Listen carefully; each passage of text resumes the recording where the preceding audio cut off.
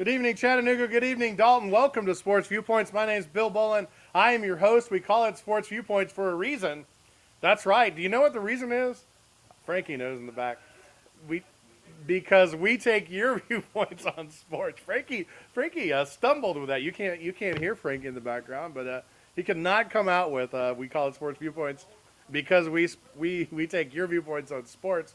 I tell you what, we're crazy here because it's the World Cup season. People are rioting outside of our studios because we dare talk about the World Cup as a sports program instead of a political issue. World Cup started today.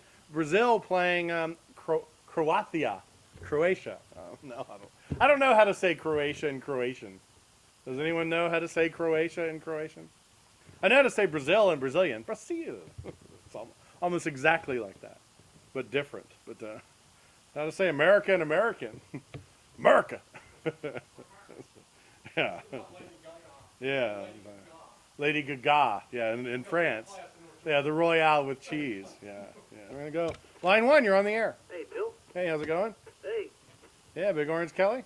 Yes, Big Orange Kelly. Welcome to the show. Where are you today? I am back home in Chattanooga. Very good. Yeah.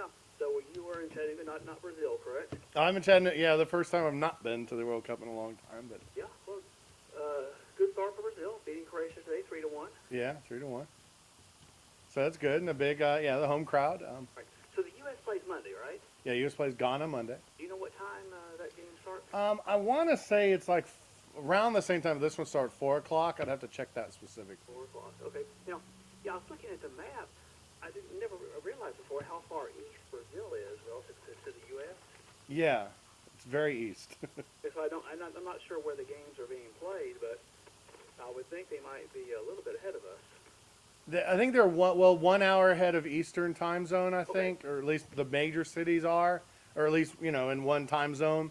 Also, U.S. is going to travel thousands of miles. Brazil, as you can see on a map, a very big country. Yeah. U.S. is stationed in Sao Paulo, which is down at the bottom of Brazil, near the coast, and they play their games up in the rainforest on the northern border, and then 2 games over on the northern beaches, the northern part of the thing. So they're flying back and forth a lot. And so a lot of people think that's a disadvantage for the U.S. But U.S., if you play in the U.S. league, if you play Major League Soccer, you're kind of used to in the U.S. leagues having to fly. If you're in the German league, you can take every trip you make by bus or train easily. Yep. But in the U.S., if you play in the NHL or NFL, you're going to take plane trips Sure. to go to games. Are most of the players on the U.S. team active players in the MLS? It's about half of them are active in the MLS, and the other half are playing in various other leagues, including England, Holland, Mexico, just different leagues. What are the rules as far as which country you may play for? Do you have to be born in a country, or can you have some kind of other affiliation? No, you have to choose one country, but there are a number of ways. You can be born in the country, you can be a citizen of the country, whatever rules that place, and also you can be a dual citizen. Like if your parents, there's a couple players. There's an Icelandic player whose mom, dad from Mobile, his mom from Iceland. A couple German players who have a dual citizenship. Their father's a sailor, a soldier, and their mother's a German. So you can choose, if you're a dual citizen like that, you can choose which country. But once you choose a country, you cannot represent more than one country. Is that a lifetime? That's a lifetime thing. After you can represent as a youth, but once you get to become an adult, you cannot switch. Okay, and you have to have some type of citizenship. It can't just be affiliation with a professional league. No, it can't be. It's got to be some family connection. Grandparent, parent. Okay. Yeah. It's a spouse actually. If you're eligible for citizenship through marriage, you can. Okay. Well, I've heard about Olympic athletes doing that. Basically, picking and choosing where they think they have the better chance of making the team. Some do that. You don't have as much like that because the Olympics has so many different sports. True. That you can find a big country that's not good in this sport and do that. It's kind of different. It's probably the only thing I can think of. There's a guy named Aaron Johansson who's from Iceland, and Iceland's not very good. And most of the players choosing between U.S. and Germany, both teams are going to do well in the World Cup or get to the World Cup. Whereas the guy from Iceland clearly chose the U.S. over Iceland, because Iceland rarely gets to the World Cup, and the U.S. has been to the last 7 in a row. And he was good enough to make the U.S. team. Yeah, he's good enough to make the final 23. Yeah. Right. Is the MLS taking a break like the NHL did this winter? Yeah, the NHL is taking a break during the group phases. When they get to the knockout rounds, they start playing again, but there's a 2-week break for Major League Soccer. Although the U.S. Open Cup that is going on during the break. And let's see, there are 8 pools of 4 teams each, is that right? Yeah, I think so. 32, yeah. Round robin, correct? Yeah, round robin. The 8 pools, eight groups of 4. The top 2 in each group after each team plays the other. Okay. The top 2 advance, and they're placed into the bracket of 16. Right, and then let's see, is it 3 points for a win, 1 for a tie? 3 points for a win, 1 point for a tie, and the tiebreaker generally is goals scored, goal difference. Is it goal scored? I said goal difference. Goal differential? Goal differential, then goals scored. Sorry. Goal differential, then goal scored. Okay, well that's good. It wouldn't give an unfair advantage to say a high-scoring team. Yeah, no. Okay, well, sounds pretty interesting. And Mexico plays tomorrow, right? Yeah, Mexico plays Cameroon tomorrow. Okay. The big news is young Mexican star plays for Manchester United. Chicharito is not going to be on the starting lineup. Okay, so I guess there are some games this weekend also, right? Yeah, there are games this weekend. Probably one of the most interesting to me, and I can't remember if this is Friday or Saturday, but Spain and Holland. Oh boy. And that'll be an amazing game to watch. Yeah. Are they both expected to advance from their pool? Both are. They're in a tough group with those two because I'm trying to think who else is in that pool. Because the U.S. is in a tough pool, and there are 3 teams you'd normally think would have advanced. And trying to think of the other team in Spain and Spain, Netherlands, Chile is another. Chile and Australia. So Chile, kind of near their home, has a good chance. The U.S. in a very tough group. Another tough group is Uruguay, 2-time champions, Italy, 3-time champions, England, 1-time champions. So you have the first time we've ever had 3 champions of the World Cup in the same group, and those 3 are in group. Are the pools determined on an NCAA selection type bracketing? Well, no, but the first 8 are. The seeded team in each group is. So is Germany the seeded team? Germany is the seeded team in the U.S. In group. our pool. Yeah.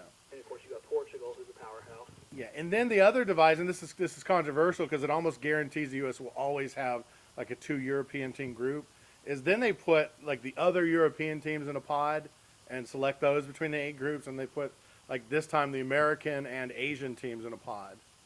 And so when you do that, U.S. will never draw an Asian team. And so we would love to have Australia in our group. Oh yeah. rather than Portugal. So when you say a pod. Well, it's the group where they hold the balls, yeah, to draw the balls out for the drawing. Okay, so basically there's one American. Let's see, we have what? Germany, Portugal, Ghana from Africa, and the U.S. from the Americas. Yeah, and then there's another, and so we are, the U.S. is in a group called CONCACAF, which is the North American countries, the 3 of them, the Central American countries, and all the Caribbean countries. So those teams then, are they distributed among the 8 pools? They are distributed. It's set up where you, other than European teams, because there's 13 of them, that you cannot be in a pool with another team from your continent. Sort of like the NCAA tournament, which does not allow for conference matchups until the final 8. Yeah, until it's possible in the final 16, but generally, in the final 8, you're not gonna be able to face one. But like the U.S. and Mexico played in the round of 16 in the Korea World Cup a couple years ago. Okay, so then let's see. So after the round robin is over, there are 16 teams left then. Yeah, then it'll be 16.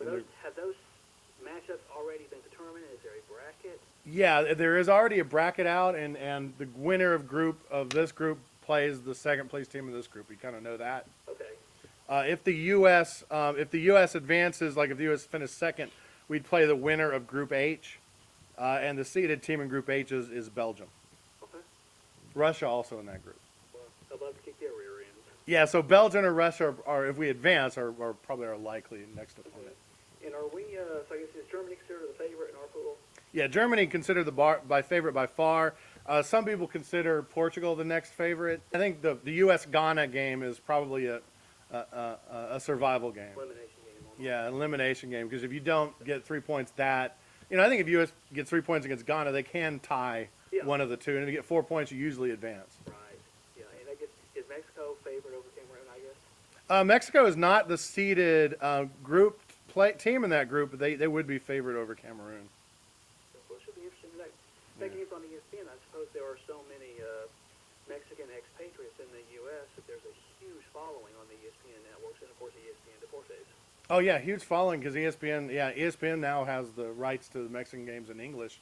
Yeah. Huge numbers. And, of course, ESPN Deportes or Univision, whoever does the huge numbers, they'll beat network broadcast event numbers when you play Mexico and a Spanish station in the U.S., Spanish language station. Univision, so I have to say it. Goal. Very good. Very good goal. We should have a goal call contest. Well, thanks, Bill. Thank you for joining us. Yeah. Big Orange Kelly, author of Orange Blooded and SEC Football, Religion of a Region. You can find both of those on authorhouse.com. Look for author Kelly McKeithen. It's Author House, not Arthur. Not that drunk British guy. Yeah, do the kids know about Arthur? They remade Arthur, didn't they? Yeah. I'll tell you what. Well, we got to take an author break, too, and if you don't come back, Brazil will be awarded a penalty kick. So come on back, join us here on Sports Viewpoints. We'll be back in 2 minutes.